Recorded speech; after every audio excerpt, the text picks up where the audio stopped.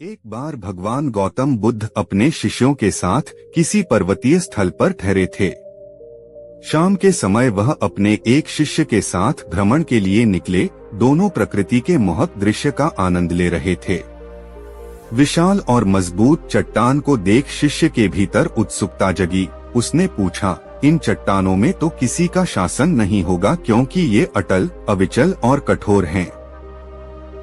शिष्य की बात सुनकर बुद्ध बोले कि नहीं, इन शक्तिशाली चट्टानों पर भी किसी का शासन है। लोहे के प्रहार से इन चट्टानों के भी टुकड़े टुकड़े हो जाते हैं। इस पर शिष्य बोला, तब तो लोहा सर्वशक्तिशाली हुआ।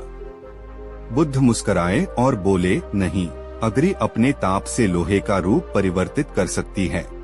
उन्हें धैर्यपूर्वक सुन रहा शिष्य बोला, इसका मतलब अग्नि सबसे शक्तिवान है। बुद्ध ने फिर उसी भाव से उत्तर दिया, नहीं, जल अग्नि की उष्णता को शीतलता में परिवर्तित कर देता है तथा अग्नि को शांत कर देता है। शिष्य कुछ सोचने लग गया। बुद्ध समझ गए थे कि उसकी जिज्ञासा अब भी पूरी तरह शांत नहीं हुई है। शिष्य ने फिर सवाल किया, आखिर जल पर किसका शासन है? भगवान बुद्ध ने उत्तर दिया, वायु का। वायु का वेग जल की दिशा को बदल देता है। शिष्य कुछ कहता इससे पहले ही बुद्ध ने कहा कि अब तुम कहोगे पवन सबसे शक्तिशाली हुआ। नहीं, पवन सबसे शक्तिशाली नहीं है।